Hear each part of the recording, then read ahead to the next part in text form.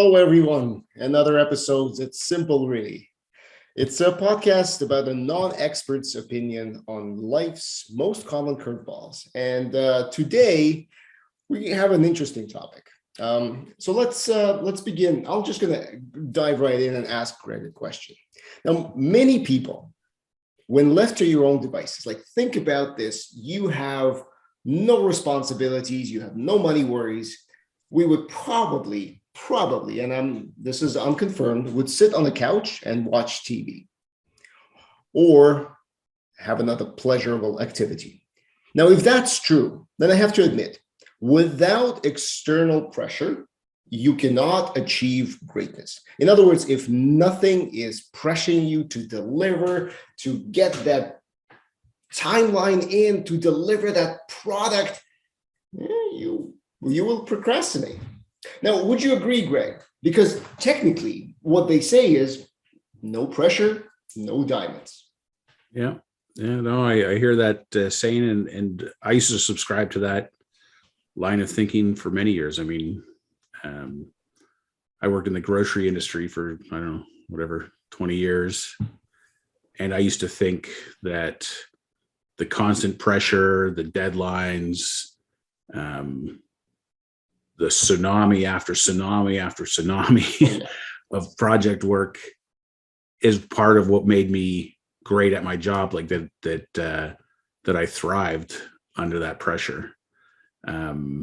It's funny because it wasn't until I had developed an eye twitch, and I know many people that I've worked with have had some kind of physical manifestation of what stress and pressure can do to you. But anyway, I'd had an eye twitch for 3 or 4 months, something like that, maybe longer, until I resigned from that job. And literally within 45 minutes of handing in my resignation, my eye twitch went away. So like without a doubt, the eye twitch was a direct manifestation of the stress and the pressure. So, I mean, on the one hand, I say there's irrefutable scientific proof that pressure and stress is bad for your health. That's true. So, I mean, that's one kind of counter argument to no pressure, no diamonds.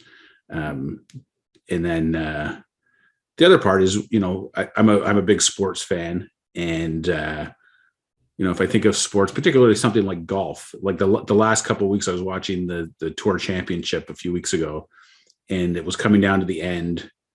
The winner of the tournament gets like $15 million. Mm-hmm. So, but there's a number of players vying for spots like 2 through 6 or whatever. So it's like they're literally standing over putts, and it's like this putt is worth $1 million, and and of course the commentators are talking about the pressure and. Well, yeah, I don't want to cut you off, but that's a perfect example. Like in sports, surely pressure makes for better athletes. Yeah. So this is what I'm saying. I'm getting to is that from the outside looking in, and the narrative in sports is that the pressure has something to do with the performance. You only get a performance under pressure, and it's true that there's a they coexist. Like this, it seems like the pressure has something to do with it. Yeah. But if you think about and you listen to athletes after the fact, and I mean, I was never an elite athlete, but even things like Little League baseball, like I was in high pressure situations and came through and whatever. But and if you think about, most people can relate to when is it that they've performed their best or had their best idea, and it's typically when they find what a lot of people call clarity or a zen. They're in the zone. And if you think about, here's a guy putting for $1 million. Like if he misses the putt, it's going to cost him $1 million. I bet if you interviewed him at the moment when he was making that putt, he was on an island of his own. There are the thousands of people around him cheering, the millions of people watching at home. He had no perception or awareness of any of that. He was zoned in. It was him and a ball in a hole, and that was it. And that's when they do their best. So it's almost like there's no doubt that there's pressure in the environment. But what I'm getting to is that the actual performance itself is in spite of the pressure. they've kind of removed, like at that moment, the pressure doesn't exist for them. Okay. Um, I follow you. Yeah. So if I were to reiterate it for everyone listening, if I understood you correctly, you're saying that the best performance and the best, I don't know, creativity, project delivery, anything, it's not because of the pressure, it's how you're able to separate yourself from the environment in order to get that done. Is that so? So you're saying basically your performance comes from within you, not because somebody is standing there with a bingo. Yeah, imaginary bat. Inside out comes from within, 100%. Think about it, like if you've ever had a problem you had to solve or an issue, and you sit down at your desk and you grind away on it, you probably aren't getting anywhere fast because you're not clear-headed. But then you give up and you go, oh, fuck this, I need a break. And you go for a walk with a dog, or you go have a shower, and then voila, an idea pops into your head. And it wasn't the pressure, it wasn't the grinding away that got you that answer. It was becoming clear-minded and letting the answer come from within that got you the answer. It wasn't the pressure. Okay. Now I will say, like if I go back for a second to your first kind of premise of sitting on the couch and whatever, I think, and I see this with my kids, like at school, the teacher assigns an assignment and you have a week to do it. Yep. And invariably my kids are, it's the night before it's due and they're scrambling because they didn't do anything for the whole week leading up to the end. Yeah. And, I at the time I'm thinking, well, mate, and I'm like that in some ways, like I feel like, well, I need the pressure of the deadline to motivate me. And to some degree, I think that's true. But again, I think it's just a story that we tell ourselves. And part of it is like, we often feel like, I need to feel a certain way before I can do something. So like, why are you working on your project? Well, I don't feel like it right now.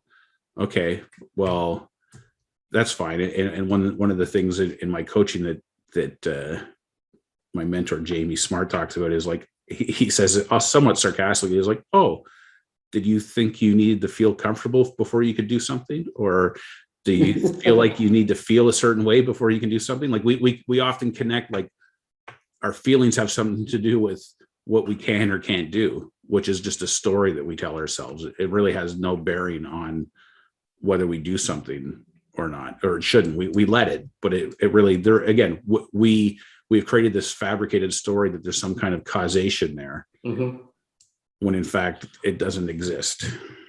But okay, so I understand what you're saying, but do you think that people would actually do something or go out and achieve something if it wasn't for the external pressure? And I mean just regular people, because I know what it feels like, and I think both you and I know what it feels like when you have an idea, when you have inspiration, and that drives you. You don't need any external pressure. You don't need any external deadlines. In fact, sometimes we impose those timelines on ourselves just to make sure that we keep going, keep progressing. Yeah. But outside of that, let's say inspiration does not strike you. How do you get motivated? Because let's be honest. Let's go back to the work environment for a second. Yeah. Work environment.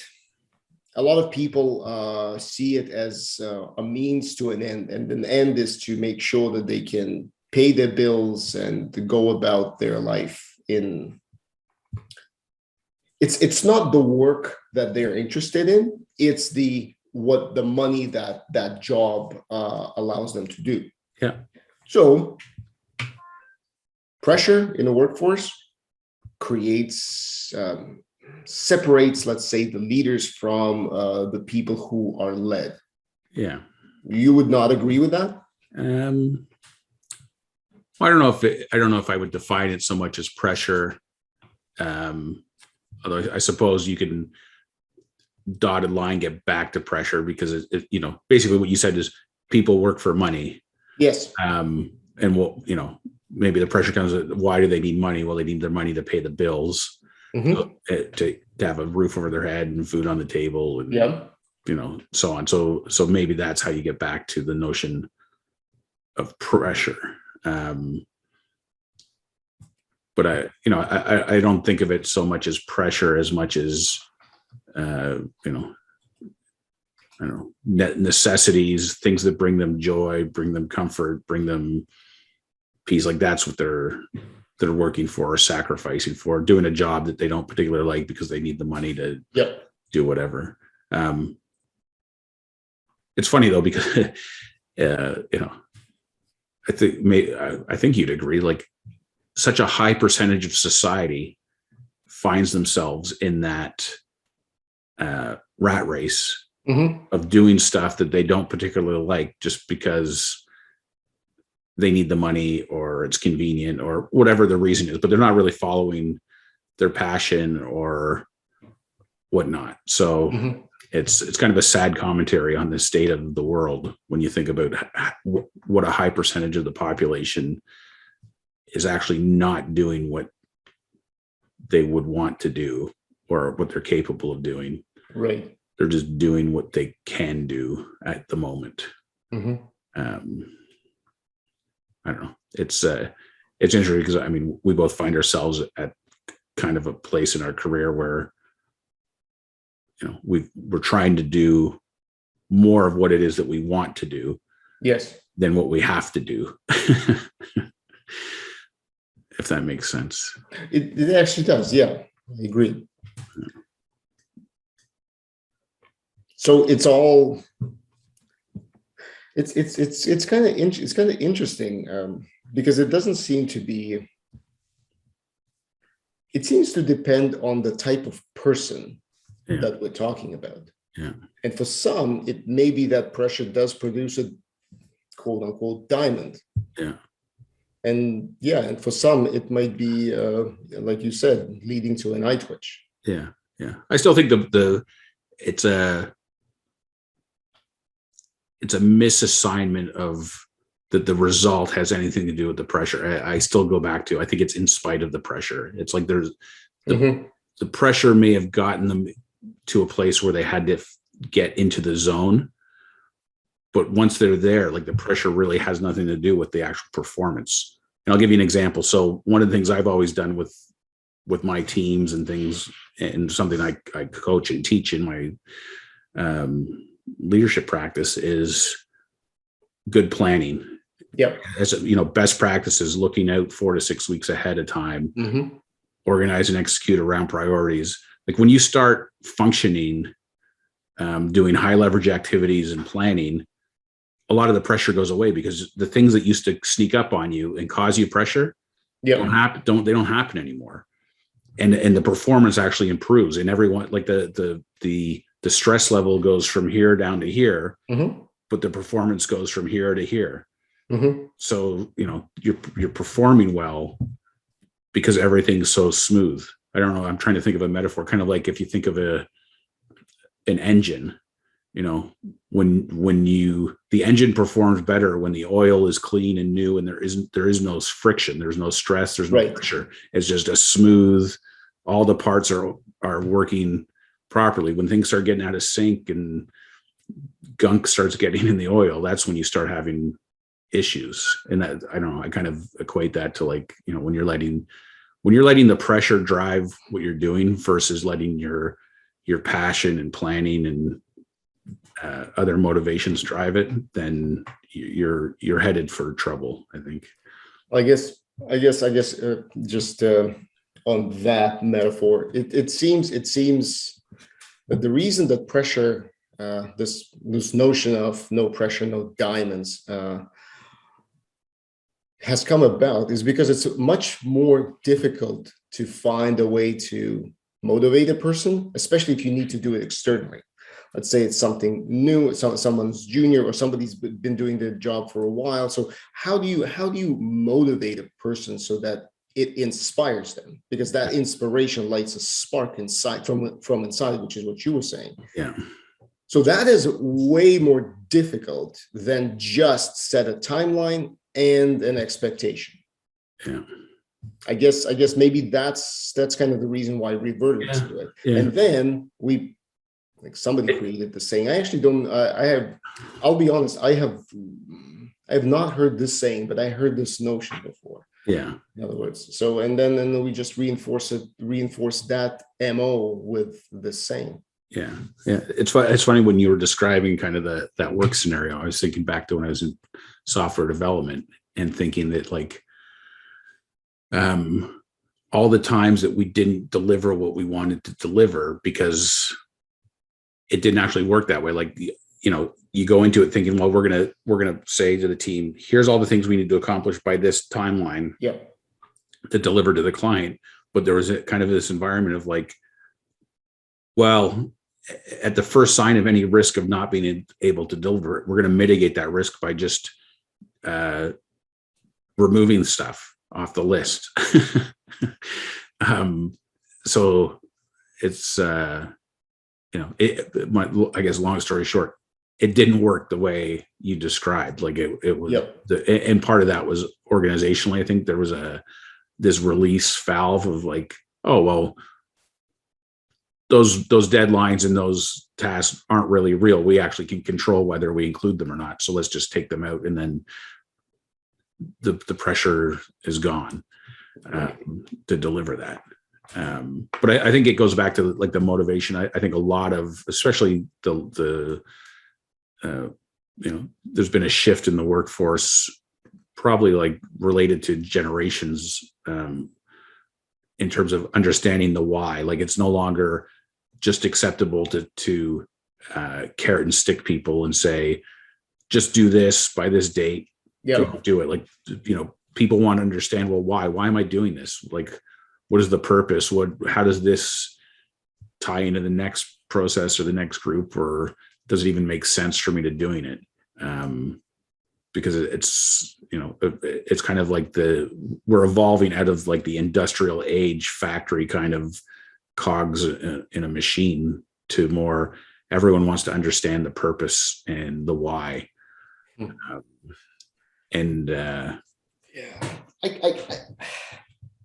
It's not that I disagree with you, because deep down inside, I fully agree with you. Yeah. It's just, I'm trying to look at this. So if you spend most of your time explaining the why to people or trying to get them on board, it's not likely that you will always succeed, because sometimes you're not going to be speaking the language of the person. Yeah. And then it becomes more of like stuff needs to get done. Yeah. And then people revert back to the, let's say, pressure stick. Yeah. But it's, I see your point. I see your point well. And I think it would be a much better experience for a lot of people, a lot of employees, if in fact managers, leaders took the time to, as difficult as it is, find that personal language and personal, script that would speak to a particular individual. Yeah. That's what I'm taking away from our conversation today. Yeah. Well, I think you're right. I think it's a skill that leaders have, right? To motivate people in different ways. It's actually very interesting. Yeah. It's probably one of the most essential things that leaders should develop in themselves as they kind of graduate up the ladder. Yeah. Yeah. Like I know whenever I used to go to like all hands meetings or whatever, and like the most senior people, the CEO or the president is presenting, for the most part, you leave those meetings much more motivated than you were when you got there. Mm-hmm. And some of it is, the leader's charisma or whatever, but a lot of it is just them sharing their vision for the business. And I think if you boil it all down, it comes down to better understanding the why. Why is it that this business is doing what it's doing? Mm-hmm. And because I know I used to always come back from those meetings with kind of a jump in my step and refocused on what's important, and then rallying my team around, Brian said this or Ed said this, and now let's go do epic shit or or whatever the catchphrase of the day was. Okay. It's this is an interesting topic. I think it comes back to how we see ourselves in this world. And so I know for a fact that I, at some point in time, thought that pressure was the ever-present environment, and that's just what it is.